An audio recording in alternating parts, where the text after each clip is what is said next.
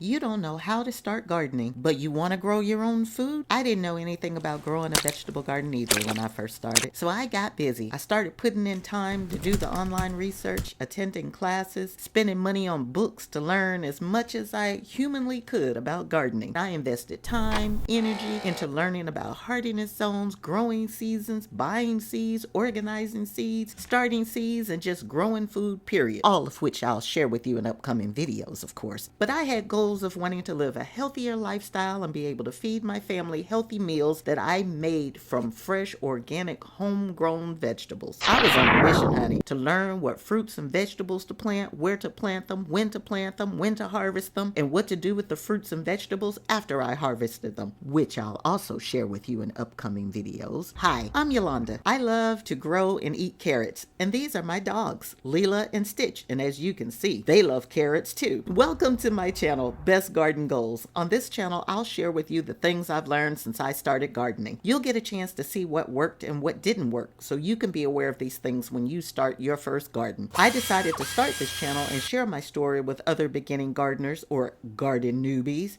because in the beginning of my garden journey, my mind was so overwhelmed with information that I wasn't sure if I could even do it, let alone make it be successful. But fate had a way of working things out. It all started one day after Christmas. While walking around in my big box store, I noticed these red 18-gallon totes on clearance. But at that moment, I remembered that I saw somebody on YouTube growing food in a tote. So I decided I'd grab a few and took them home, shoved them in the garage, because it was, after all, December, so I wasn't going to do anything with them at the time. But then when spring came, I went back to my big box stores, purchased a couple of cheap seed packets, and I bought bags of dirt that was also cheap. That was like $1.98 a bag. I didn't know it didn't have any nutrients or anything in it, but it was cheap.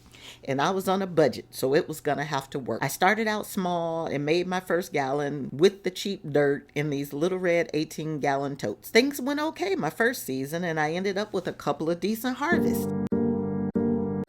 Of course, I ate a lot of the food as I harvested it because my garden was small and I didn't have a lot coming in, just a few plants. But it felt good to eat meals made with food from a garden that I had grown organically myself. Sometimes, though, I had an abundance of vegetables like squash that I needed to store. So this led me to investing in and learning how to preserve food. Some of the vegetables like summer squash were packed with a vacuum sealer and stored in the freezer, while other foods like kale were dehydrated and carrots were canned and red cabbage was fermented. It was an unexpected good year of growing in my little cheap first garden. Since that time, I've grown from container gardening to also gardening in raised beds that I built myself, and I'll show you in an upcoming video how I did it and where I bought the materials and exactly how cheap they were, so you won't be intimidated by doing that if you decide to go that route. I'm starting to feel more and more confident in calling myself not just a first-time gardener, but just a gardener in general, and I want to help you get there too. So whatever your reasons might be for starting a vegetable garden, you don't have to be afraid,